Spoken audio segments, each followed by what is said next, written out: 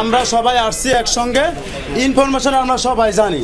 যখন আমি বলি একজন অন্যায় করে পুলিশ আসার জন্য অপেক্ষা করে না, সচেতন মানুষ তখনই চোরকে ধরে।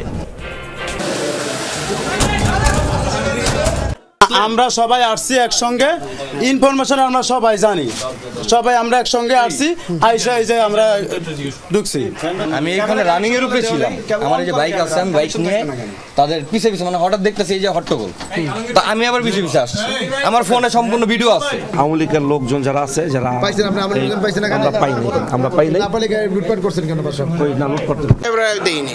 মেয়ে আসছিল একটা সারাসারি হওয়ার পরে 1 সালের দিকে আমেরিকা গেছি, পরে বাংলাদেশের সাহেবে 2014 সালে সাহেবের অবস্থা ভালো ছিল না, তারপর হেনতে আমেরিকা থেকে আইছে। এখন কে থাকে? এখন সাহেবের মেয়েই থাকে। এটা সাহেবের করে পুলিশ আসার জন্য অপেক্ষা করে না, সচেতন মানুষ তখনই চোরকে ধরে। দ্যাটস ওয়াই আমরা এখানে ছিলাম। ঠিক আছে, নিজে হত্যাযজ্ঞ ক্লিয়ার? আর কোনো কথা আছে?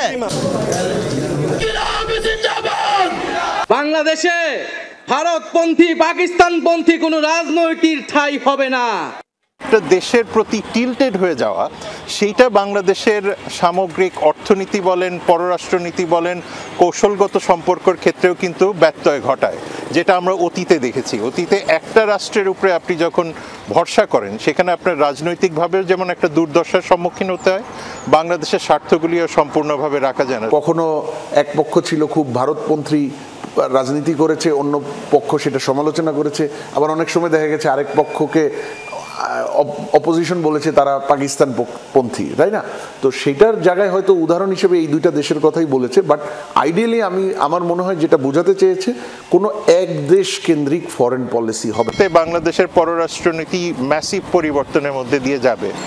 মার্কিন যুক্তরাষ্ট্রে পরিবর্তন হচ্ছে, ইউরোপিয়ান ইউনিয়নে পরিবর্তন হচ্ছে, মিডল ইস্টে পরিবর্তন হচ্ছে।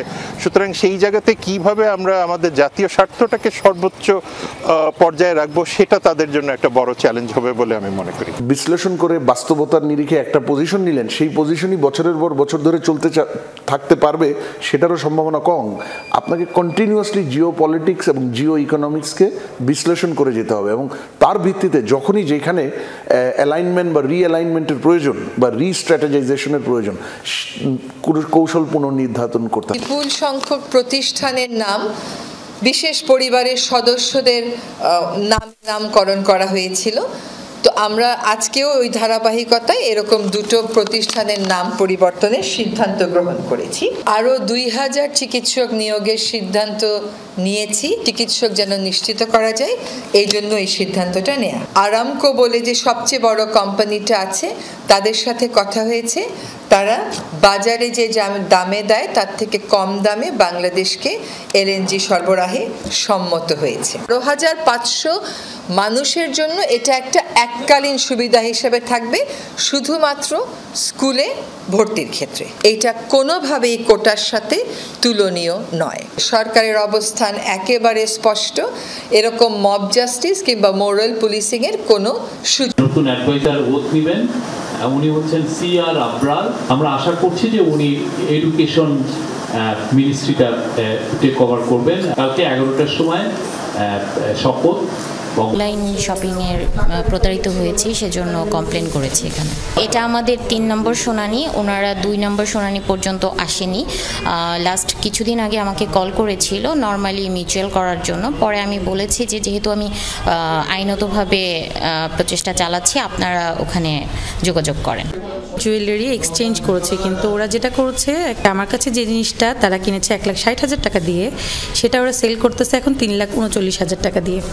তো আমি আমার প্রপার এভিডেন্স যা থাকে তার সব কিছু নিয়ে এখানে এসেছি একটা কমপ্লেন দায়ের করার জন্য। ভোক্তা অধিকার থেকে তাদের কাছে চিঠি দিয়েছে, চিঠি দেওয়ার পরই আমাকে না জানিয়ে আমার বিকাশের 980 টাকা তারা ব্যাক করে। এই বছর এতটাই মানুষের কাছে এই অভিযোগ করার যে প্রবণতা, এতটাই এটি গ্রহণযোগ্য হয়েছে যে ইতিমধ্যে আমাদের এই অর্থবছরের 7 মাস অতিক্রান্ত হলেও ইতিমধ্যে আমাদের কাছে 64,000-এর উপরে অভিযোগ ইতিমধ্যে এসেছে, যেগুলি আমরা নিষ্পত্তি করছি। আমাদের নিচে 1,000 টাকা করে, এই টাকাটা কারা নেয়? এটা ফরেস্টের অফিস নেয় 800 টাকা করে নেয়। ফোন দিলে পরে ওরা লেখে রাখলে পরে রাস্তা থেকে আমরা নিয়ে যাই। আলতাপ না থাকলে তার ছেলেকে পাঠায়, আর ছেলেকে দিয়ে পাঠায় এখান থেকে আমরা নিয়ে যাই। কত টাকা? টাকা নাই 900 এর কাগজের হাতে কোনো টাকা উল্লেখ থাকে না। আমি তো খেটে খাওয়া মানুষ, আমি ভয়ের ঠেলাতে আপনাকে সাদা দিচ্ছি। রিসিপ্টটা যদি না নেই সিরাজগঞ্জ আমাদের কাছে জব্দ করা হয়। কোথায়? সিরাজগঞ্জ ইয়েতে টাঙ্গাইল এলাঙ্গা। যে আমার অথরিটি আছে সে আমাকে যা বলবো আমার করতে বাধ্য, না করলে পরে আমার ফল্টে ফেলাইব। এই টাকাগুলো কি করেন? উনি জানেন, ওই রেঞ্জ অফিসের ভারপ্রাপ্ত কর্মকর্তা উনি জানেন। এই টাকা পয়সা নেয় না কি নেয়, কাগজ কেউ দেয় সব উনি বলতে